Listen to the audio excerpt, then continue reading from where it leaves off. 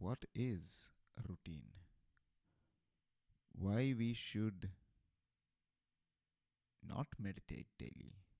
I know that sounds a bit tricky, but what I'm trying to emphasize here is when you start to shift the energy you feel about certain thing, you have to notice it. And this is where mindfulness helps in noticing changes in your environment, internal, external, wherever. So I invite you to notice all your routines in your life.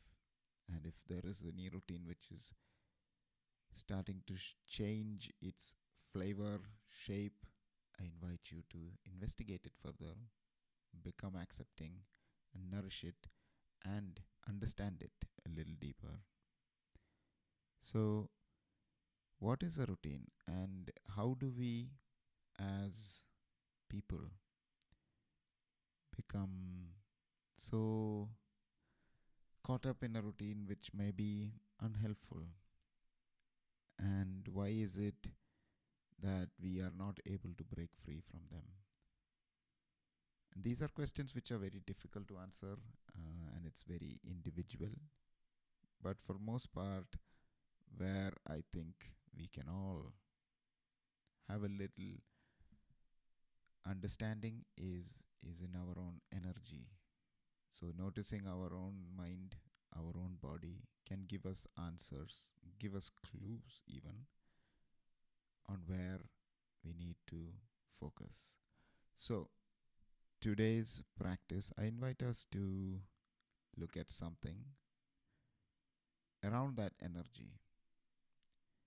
So we will explore this unspoken pattern, or a pattern which we think, act, and live out all the time, and how mindfulness can change our relationship with all of it. So, good morning, good afternoon, good evening. Welcome to Daily Practice with Nikhil.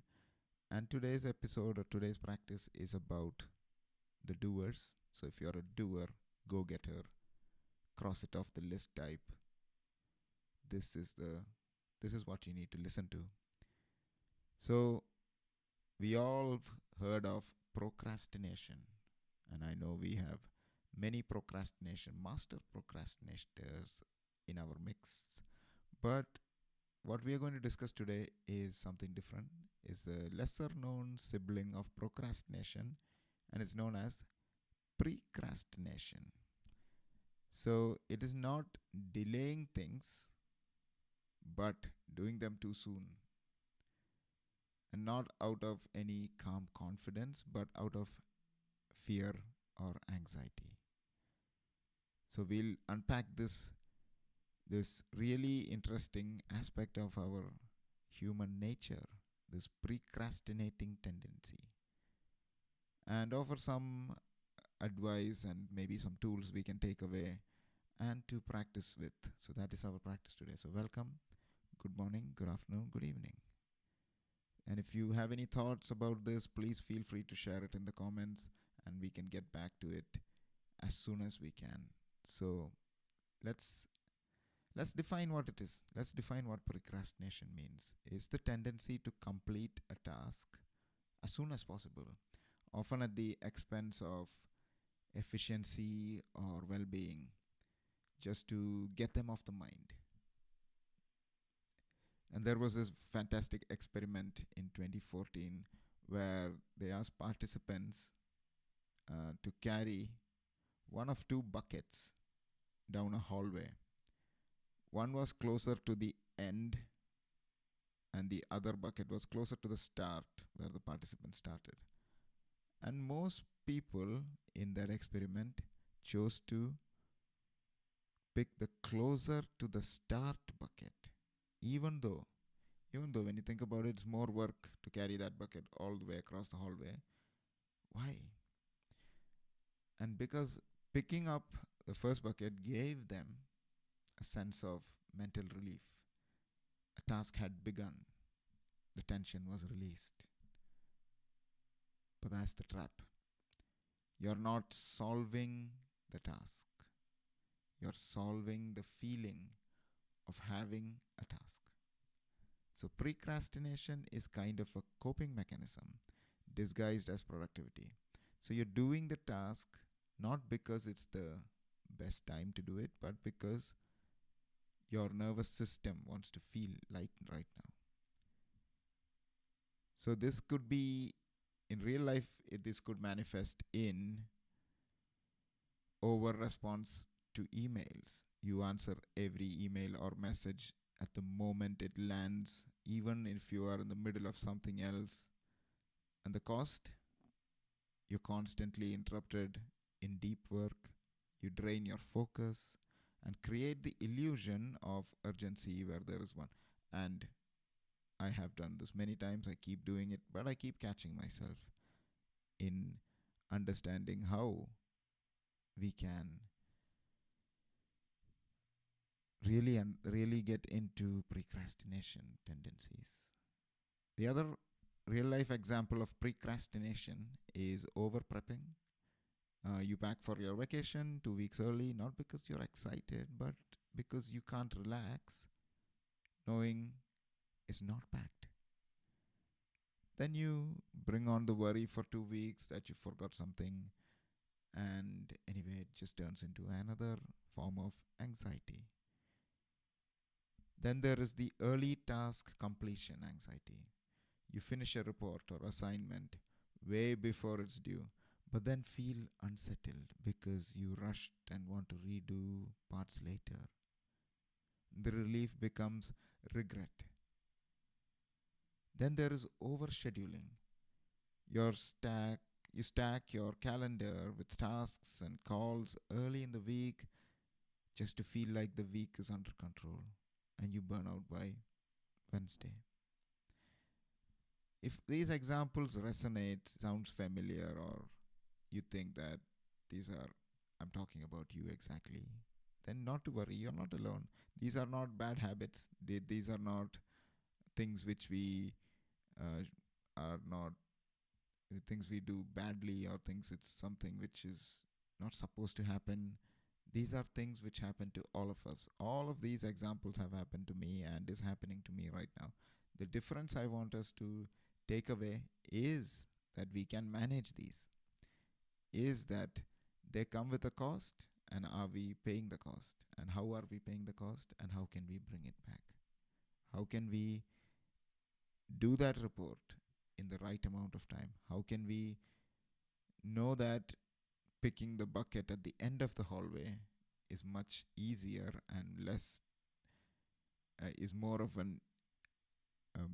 way in which we can spend our energy wisely than actually starting a task and then rewriting and then removing and redoing everything we started. So here is the trick. We have to we have to understand why we do it in the first place. Why do we procrastinate? So let's really look into what is going on here. The reason we procrastinate can be down to several reasons, but one of the reasons is mental clutter. So I think we carry a lot of cognitive load, and when we have closure, we feel that we have progressed. So we crave closure, and that means that we have progressed. So this mental clutter feels unbearable, and that's why we have the tendency to start something right away. Another aspect of why we do it is we tie our self-worth to task completion. If I am ahead, I am doing okay. This is commonly seen in high achievers who confuse control with calmness, but it happens to every single one of us. If we feel like we are doing something, if we feel like we started something, that means we feel like we are okay, even though not starting it or just being right here, right now is exactly what you need. Another reason could be that you fear forgetting. You don't like forgetting. Procrastinators often struggle to trust their future selves. So they do it now, even if now isn't the best moment. They think that the future self is somehow going to mess this all up, and then the present self is exactly the right person to do this job right now. Where in fact, most of our tasks are done by our future self. And there is this aspect of we mistake action for efficacy. So you feel like you're doing something useful, but when you're actually doing it, you're actually taking away from your true self. You're actually escaping discomfort. So if you notice that pattern in any of the tasks you do, then you are procrastinating. But if you don't feel that discomfort, then you are doing the right thing in the right way. All of this is only when we start to notice that often talked about the energy shift in tasks. This is where we notice the difference in how we are versus what the task needs. So, as this is a mindfulness based live session, how can mindfulness help? How can mindfulness help us understand ourselves better and also understand these nuances of being human? How can we understand procrastination better? So mindfulness often gives us a space, right, between that impulse and action. And that is where we cultivate our practice. It trains our awareness to ask, what's really driving me to do this now? Is this the right time or just the loudest feeling? So let us break down procrastination with a 3-step mindful approach. Step 1. So we pause and feel the urge. Feel the urge. The moment you feel you need to act, just pause. So you may be ready right now to just stop this and go and do something. Just notice that urge. You might have remembered something you need to do right now. You may be thinking, oh, I need to reply to that person, or I need to work on this thing right now. Just pause. Just stop there. Just think. Pause. Notice what it feels like. It may feel very tight. It may feel that the thoughts become faster and it races through. And you start to notice nervous energy. And a nervousness is something we created in our minds. It's not something as real as happiness or sadness. It's an energy dysregulation, is what nervousness is. And we start to notice it as maybe sweaty palms or sweaty body, or the body starts to change physiologically. And what we do here when we pause and feel the urge is to label it, to say, this is urgency. That simple act of naming puts a space between you and the impulse. And that is what we focus on. The naming of the impulse. So it could be urgency, it could be fear, it could be excitement. It could be that you are ready for a new challenge and you just want to get started. Or it could be that you are really insecure about yourself and you want to start something so that you feel proud of yourself. And this is often the case. It's a lack of self-worth, which creates this feeling that I need to keep doing something to prove to myself or others that I am worth it. But the second step is now to get curious about the driver by asking simple questions. Am I doing this to get it done or to stop feeling anxious, or both. Asking yourself, will doing this now actually help me, or just help me feel better for now? And another question can be, can this wait without creating any problems in life? And this kind of pause, labeling, and getting curious, already you can start to see that you are creating a gap between the thought and action. And that gap is called the executive awareness. And this is what mindfulness meditators often find. They have, you feel like they have more time. You feel like they don't just react. You feel like they are aware of their emotions. And it's the fact that I say you feel like that is because they are actually trained to do this. So it becomes so natural. They don't feel it that way. They feel it as normal part of their life. You feel it because we don't practice as much anymore, but that's the idea. That's what we are here for.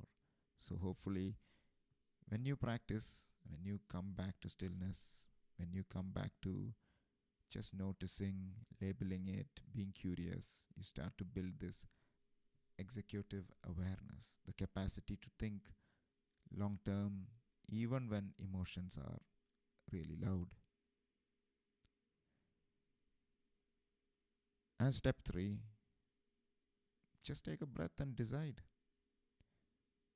I invite you to, before you take any task, any decision, anything you want to work on or you start or to finish, just breathe and then decide. Take 3 mindful breaths. Inhale slowly and exhale longer than you inhale.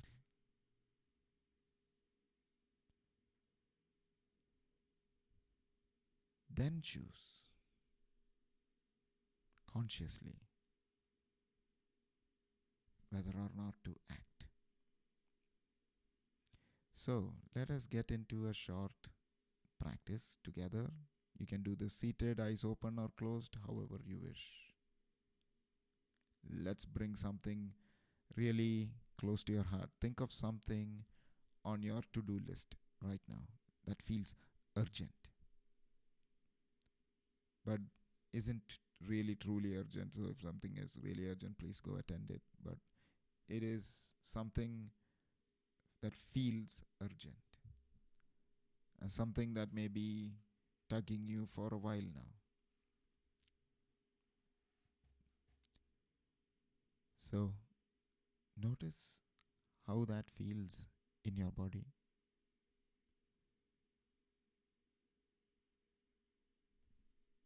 Is there tension? And where is this tension? Is there tightness? Sense the tightness. Is there a sense of, I just want this done? Now breathe into that feeling. Breathe into that feeling, no judgment. Just notice that feeling. Ask gently,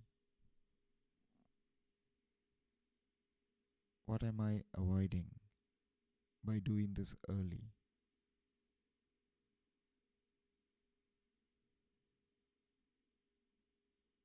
And another breath in and let go. And can I let this discomfort be here even for a moment without acting on it? And let's take 3 deep breaths, mindful deep breaths. In through the nose. Exhale slowly through the mouth.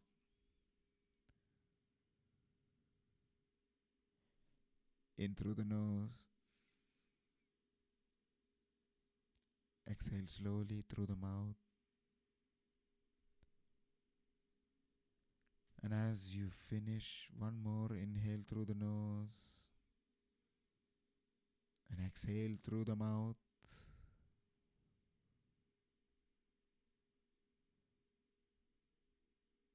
And bring your hand to your heart or belly just to connect. You don't need to rush. You can act from calmness, not from panic.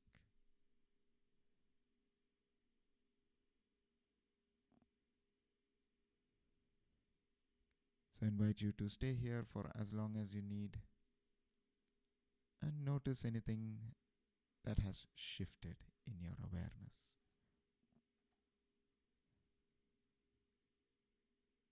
So, as we come towards the end of this practice, let's just recap what we discussed. So, we talked about our procrastination's younger cousin.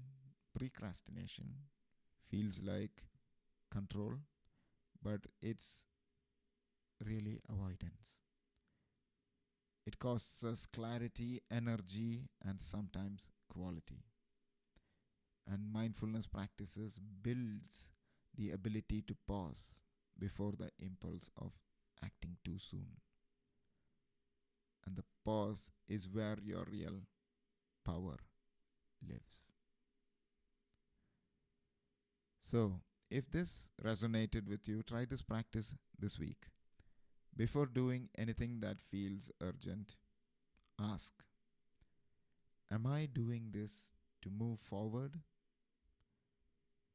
or to escape the discomfort of not doing it?